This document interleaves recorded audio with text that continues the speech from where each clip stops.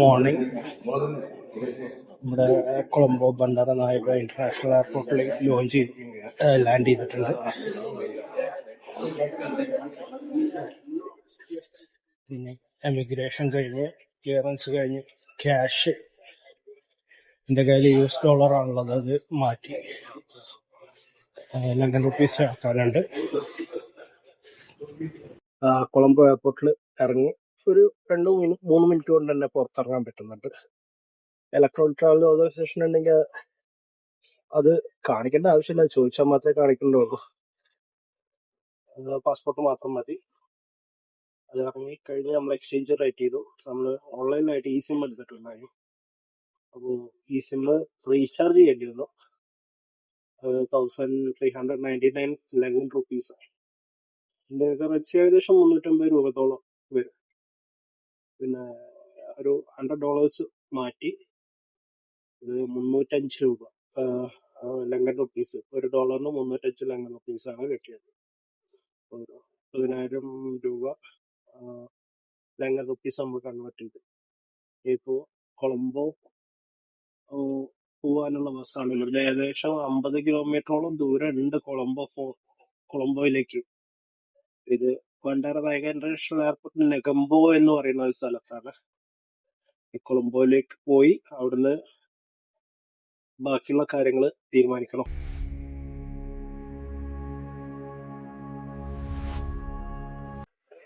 Good morning. Colombo ടൗണിൽ Colombo city ജില്ലയിലെ fort railway സ്റ്റേഷന്റെ അടുത്താണ്. അങ്ങനെ നീണ്ട യാത്രയ്ക്ക് ശേഷം ശ്രീലങ്ക എന്ന രാജ്യത്ത് കാര്യം ഇനി തുടർന്ന് ശ്രീലങ്കയുടെ വിശേഷങ്ങളാണ്. അപ്പോൾ എല്ലാവരും വീഡിയോ ഇഷ്ടപ്പെട്ടാൽ ലൈക്ക് ചെയ്യുക, സബ്സ്ക്രൈബ് ചെയ്യുക. നിങ്ങളുടെ വിലയേറിയ നിർദ്ദേശങ്ങൾ കമൻ്റായിട്ട് പോകും. കൊളംബോ ഫോർട്ട് റെയിൽവേ സ്റ്റേഷനിലേക്കാണ് ഇനി പോകാനുള്ളത്. അവിടെ നിന്ന് ബെനത്തോത്ത എന്ന ഒരു കടലോര പ്രദേശമുണ്ട്. ആ പ്രദേശത്താണ് നമ്മൾ റൂം എടുത്തിട്ടുള്ളത്. അപ്പോൾ കൊളംബോ ഫോർട്ട് റെയിൽവേ സ്റ്റേഷനിൽ നിന്നും ട്രെയിനുണ്ട്, കോസ്റ്റൽ ട്രെയിന്. അതായത് ശ്രീലങ്കയിലെ ഒരു പ്രധാനപ്പെട്ട ഒരു ട്രെയിൻ സർവീസാണ് കോസ്റ്റൽ ട്രെയിൻ സർവീസ്. ഈ കടലിനോട് ചേർന്ന് ഉള്ള ഒരു ട്രെയിൻ സർവീസാണ്. അപ്പോൾ ആ ട്രെയിൻ സർവീസ് ഉപയോഗിച്ച് നമ്മൾ ബെനത്തോത്തയിൽ എത്തും.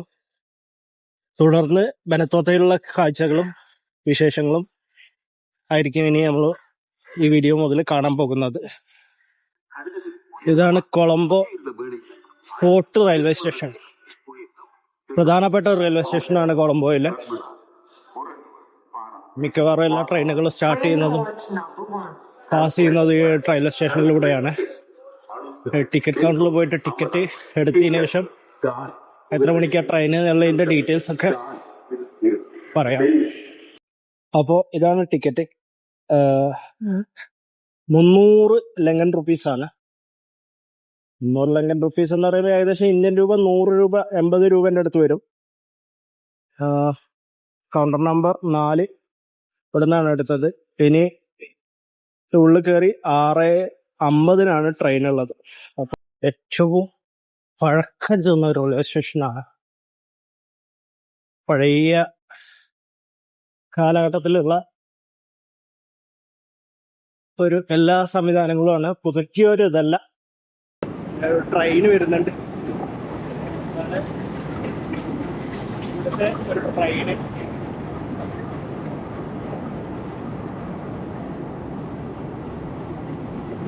ഇത് എവിടേക്കുള്ളതാണെന്ന് അറിയില്ല. 5ാമത്തെ പ്ലാറ്റ്ഫോമിലാണ് നമുക്ക് പോകാനുള്ള ട്രെയിൻ വരുന്നത്.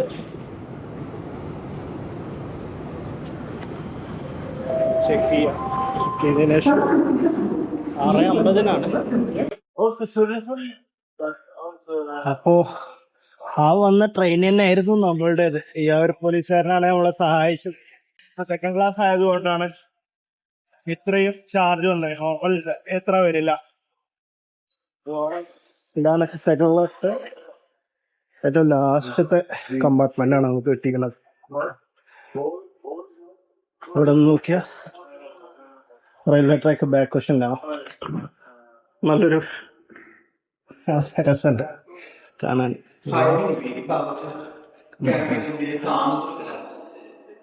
5 നമ്പർ പ്ലാറ്റ്ഫോമിലാണ്. പക്ഷെ 6:50 ട്രെയിൻ എടുക്കുള്ളൂ. നേരത്തെ വന്നതാണ് ട്രെയിൻ.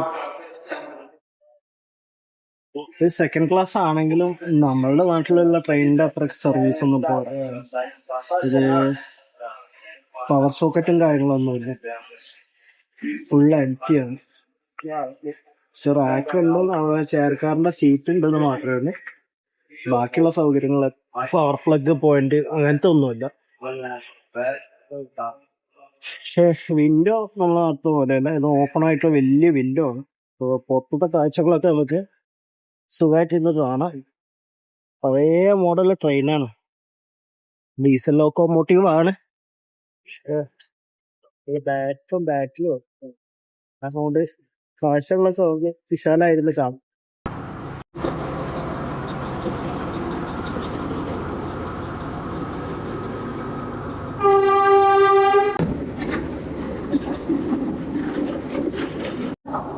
നമ്മള് ട്രെയിൻ എടുത്തു. കമ്പാർട്ട്മെന്റ്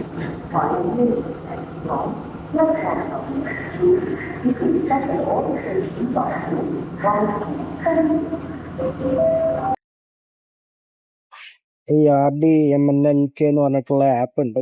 ഈ ആപ്പാണ് ഇവരുടെ ട്രെയിനിന്റെ കറക്റ്റ് ഏത് സ്റ്റേഷനിലേക്കുള്ള ട്രെയിൻ എന്നുള്ളതിന്റെ ഡീറ്റെയിൽസ് തരിക. പക്ഷെ നമ്മൾ ഈ ട്രെയിനിനെ പ്ലാൻ ചെയ്തല്ലായിരുന്നു. കൊളംബോ ഫോർട്ടിൽ നിന്ന് കാൻഡിയിലേക്ക് പോകുന്ന ട്രെയിനായിരുന്നു നമ്മൾ ആദ്യം ബുക്ക് ചെയ്തിരുന്നത്. പക്ഷെ ഇപ്രാവശ്യം നടന്ന ഉരുൾപൊട്ടലുണ്ടായതിനു ശേഷം കാൻഡി അതേപോലെ ബഡ്വുല എന്നീ സ്ഥലത്തേക്ക് പോകുന്ന റെയിൽവേ ട്രാക്കുകളും പാലങ്ങളും ഉരുൾപൊട്ടലിൽ നശിച്ചു പോയി. അപ്പൊ അത് കാരണം കൊണ്ട് ആ ഒരു ഭാഗത്തേക്കുള്ള ഫ്ലൈറ്റ് സർവീസുകളൊക്കെ നിർത്തിവെച്ചിരിക്കുകയാണ്. ശ്രീലങ്കയിലെ മെയിൻ ആയിട്ടുള്ള ഒരു റെയിൽവേ നെറ്റ്വർക്കാണ് അത്, റെയിൽവേ സർവീസ് ആണത്. അത് ഇന്ന് മലമുകളിലേക്കുള്ള ട്രെയിൻ കമ്പനിയാണ്. ഒരുപാട് തോട്ടങ്ങളുടെ നടുവിലൂടെ ഒക്കെ പോകുന്ന ഒരു നല്ലൊരു അടിപൊളി സീനിക് ആയിട്ടുള്ള ട്രെയിൻ സർവീസ് ആയിരുന്നു അത്. അതിപ്പോ തൽക്കാലത്തേക്ക് നിർത്തി വെച്ചിരിക്കുകയാണ്. അപ്പൊ അത് കാരണം കൊണ്ട് നമ്മളുടെ ടിക്കറ്റ് എടുത്തതൊക്കെ അത് ക്യാൻസൽ ആയി പോയി. ബാക്ക് വശം ആയത് കാരണം കൊണ്ട് നല്ല ക്ലിഫുണ്ട് ട്രെയിൻ ആയിരുന്നാലും.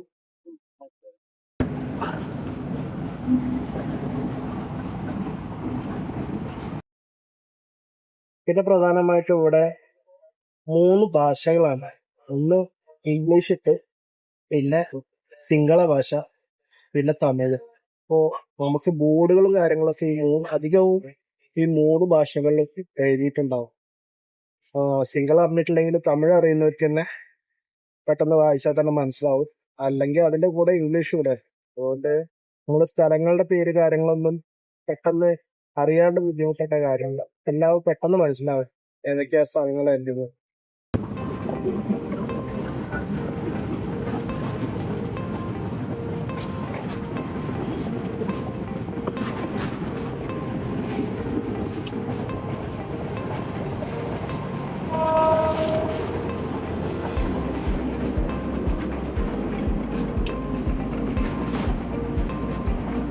$50, $10, $20, 1000, 100 ഉണ്ട്, 500 ഉണ്ട്, 5000 വരെയാണ് ഇവിടുത്തെ കറൻസി ഉള്ളത്. $10 കോയിൻ ആണുള്ളത് ഇവിടെ. പിന്നെ റെയിൽവേ സ്റ്റേഷനും പരിസരവും ഒക്കെ നല്ല വൃത്തിയുണ്ട്. നമ്മളുടെ നാട്ടിലെ പോലെയൊന്നുമല്ല. പരിസരമാണെങ്കിലും അങ്ങനെ കച്ചറയോ കാര്യങ്ങളൊന്നും പുറത്ത് കാണുന്നില്ല. നോക്കിയാൽ തന്നെ നമ്മുടെ നാട്ടിലൊക്കെ പ്രധാനപ്പെട്ട റെയിൽവേ സ്റ്റേഷൻ്റെ പുറത്തിലേക്ക് കിടക്കുമ്പോൾ തന്നെ ഒരുപാട് കച്ചറയും കാര്യങ്ങളൊക്കെ കിടക്കുന്നത് കാണാം. പക്ഷെ അങ്ങനെ ഒരു കച്ചറ കാര്യങ്ങളൊന്നും അധികം ഇവിടെ കാണാനില്ല. നല്ല ക്ലീൻ ആയിട്ടുള്ള തന്നെ പ്ലാസ്റ്റിക് മാലിന്യങ്ങൾ ഒന്നും അങ്ങനെ പുറത്ത്, കാരണം പുറത്ത് തന്നെ ടൗണും കാര്യങ്ങളൊക്കെ ക്ലീനാണ്. അത് നല്ലൊരു കാര്യമാണ്. പിന്നെ ഇവിടുത്തെ ആളുകളെ പറ്റി പറയുകയാണെങ്കിൽ ആളുകൾ നല്ല സപ്പോർട്ടീവാണ്. നമുക്ക് എന്തെങ്കിലും ഇതാണ് ഈ റെയിൽവേ ട്രാക്കിൻ്റെ മനോഹാരിത എന്ന് പറയുന്നത്. ഒരു ഭാഗത്ത് കടൽ, മറ്റൊരു ഭാഗത്ത് റെയിൽവേ ട്രാക്ക്.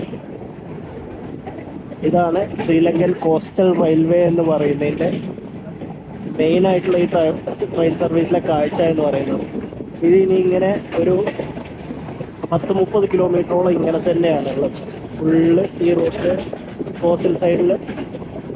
തിരിച്ചു വരുന്ന വഴിയാണെങ്കിൽ അപ്പുറത്തെ ട്രാക്കിലൂടെ ട്രെയിൻ വരിക. അപ്പോൾ ഒന്നും കൂടി തിരമാലയൊക്കെ അടിക്കുമ്പോൾ അതിൻ്റെ ഒരു തുള്ളിയൊക്കെ കാര്യങ്ങളൊക്കെ നമ്മൾ മേത്തേക്ക് തെറിക്കുന്നതാണ്. പിന്നെ ഇത് എക്സ്പ്രസ് ട്രെയിൻ ആയതുകൊണ്ട് തന്നെ നമ്മൾ എല്ലാ സ്റ്റോപ്പിലൊന്നും നിർത്തില്ല. വളരെ ഇഷ്ടപ്പെട്ട സ്റ്റോപ്പിൽ മാത്രമേ നിർത്തുന്നുള്ളൂ. ഇതിപ്പോൾ ഒരു റെയിൽവേ സ്റ്റേഷൻ സ്കിപ്പ് ചെയ്ത് പോകുന്നതാണ്. ഇതാണ് ഇതിൻ്റെ പദ്ധതി എന്ന് പറയുന്നത്. ഈ കടലും റെയിൽവേ ട്രാക്കും അതാണ് ഈ ഒരു സർവീസ്, കോസ്റ്റൽ സർവീസ്. പഴയ ട്രാക്കുകളൊക്കെ അപ്പുറത്ത് മാറി കിടക്കുന്നുണ്ട്. പക്ഷേ ഒരു ഭംഗിയല്ലേ, നല്ലൊരു നമ്മുടെ നാട്ടിൽ കോഴിക്കോട് ഭാഗത്തൊക്കെ ഇതേപോലെ ചെറിയ ചില ഭാഗത്ത് മാത്രമേ ഇങ്ങനെ വരുന്നുള്ളൂ. കടലുണ്ടി ആ സൈഡിലൊക്കെ വരുന്നുള്ളൂ.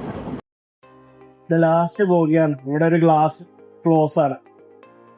ലാസ്റ്റ് ബാക്ക് ഒരു സൈഡ് റോഡ്, എല്ലാ ട്രാക്കിൽ അപ്പുറത്ത് കടല്.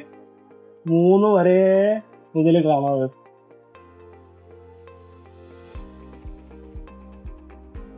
സൈഡ് ഡോറിൽ വന്നിട്ട് എടുക്കുന്നത് ഡേഞ്ചറാണ്. പക്ഷെ ഈ ഒരു രസമുള്ള കാഴ്ച കാണിച്ചു തരാനാണ്. അല്ല റോഡ് സൈഡ് ട്രാക്ക് നേരെ പോന്നാൽ കടല് നല്ല ഭംഗിയാണ്. ഇവിടുത്തെ ബീച്ച് എന്ന് പറയുന്നത് സർഫിങ്ങിന് പ്രസിദ്ധമായ ബീച്ചാണ്. നമ്മൾ പോകുന്ന സ്ഥലം ബെനോത്ത എന്നുള്ള സ്ഥലം സർഫിങ്ങിന്റെ സ്ഥലമാണ്. അവിടെ സർഫിങ് തിരമാലകളുള്ള സ്ഥലമാണ്. പറ്റുമെങ്കിൽ നമുക്ക് ഈ യാത്രയിൽ നമുക്ക് സർഫിങ് ചെയ്യണം എന്നുണ്ട്. എങ്ങനെയാണ് കാലാവസ്ഥ അതിനനുസരിച്ച് ഉണ്ടായിരിക്കും സർഫിങ്. റോഡ് ഭയങ്കര ക്ലീൻ ആട്ടോ, അത് പറയാതിരിക്കാൻ വേണ്ടി. പുഴയെ ഒരു മാറ്റിട്ട് ഒരു കരടോ ഒന്നുമില്ല, ഫുള്ള് റോഡ് സൈഡ് മൊത്തം. ആ ഒരു പ്രത്യേകത ശ്രീലങ്ക ഉണ്ട്. ചെറിയ നാടാ, സാമ്പത്തികമായിട്ട് അത്ര മെച്ചമുള്ള നാടൊന്നും അല്ലെങ്കിലും പക്ഷെ ക്ലീനിങ്ങിന്റെ കാര്യത്തിൽ പെർഫെക്റ്റാണ്. ഇതൊരു മാതൃകയാക്കേണ്ട കാര്യം തന്നെയാണ്. നമ്മൾ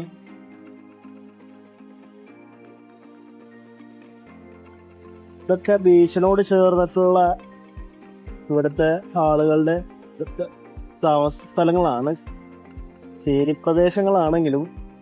പക്ഷെ ഒരു യൂണിഫോമിറ്റി പലതും പല പോലെയൊന്നുമല്ല, എല്ലാതും ഒരു അച്ചടക്കത്തിൽ ആണ് കെട്ടിയിട്ടുള്ളത്. ഒരു അടുത്ത റെയിൽവേ സ്റ്റേഷനിലേക്ക് എത്തി. രത്നമാന എന്ന് പറഞ്ഞിട്ടുള്ള റെയിൽവേ സ്റ്റേഷനാണ്. അവിടെ സ്റ്റോപ്പ് ഉണ്ട്.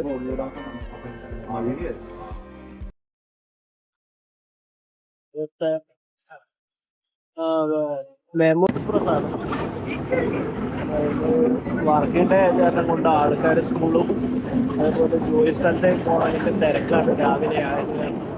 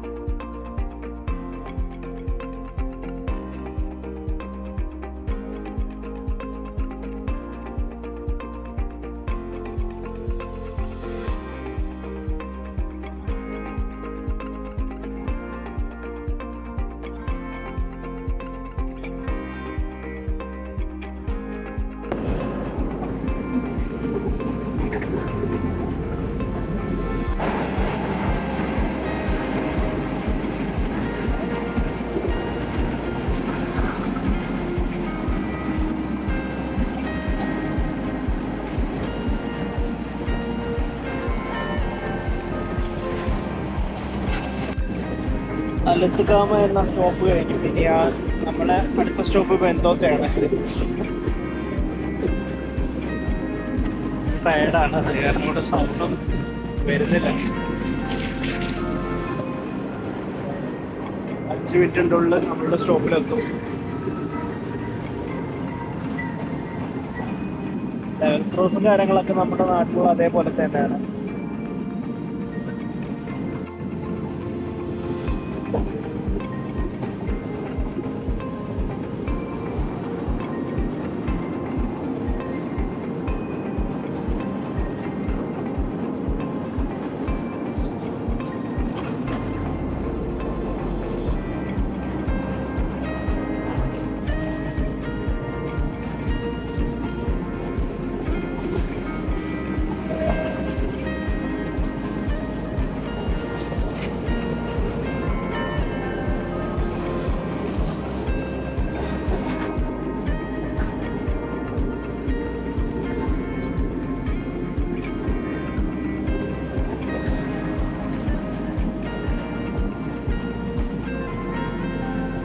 ടൊയോട്ടയുടെ വാഹനങ്ങളാണ് ഏറ്റവും കൂടുതലായിട്ട് കാണുന്നത്. അവരുടെ ഓട്ടോറിക്ഷകൾ ഭയങ്കര കളർഫുള്ളാണ്. ചുവപ്പ്, നീല, അവർക്ക് ഇഷ്ടമുള്ള കളറിലാണ് ഓട്ടോറിക്ഷകൾ.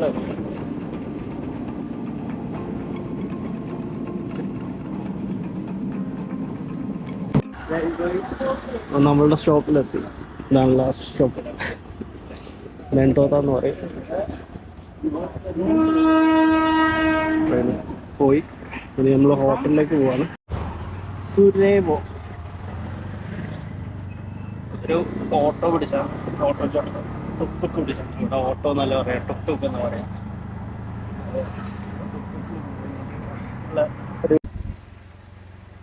ആദ്യം ഹോട്ടലിൽ ബുക്ക് ചെയ്തു, പക്ഷേ നമ്മൾ അവിടെ പോയപ്പോൾ അവിടെ ഓൾറെഡി ഫുള്ളായെന്ന് പറഞ്ഞു. അങ്ങനെ നമ്മൾ രണ്ടാമത്തെ ഹോട്ടൽ അന്വേഷിച്ചിട്ട് യാത്രയായി. അങ്ങനെ റൂം കിട്ടി. ആ വിശേഷങ്ങളാണ് ഇനി അടുത്ത വീഡിയോയിൽ കാണാൻ പോകുന്നത്.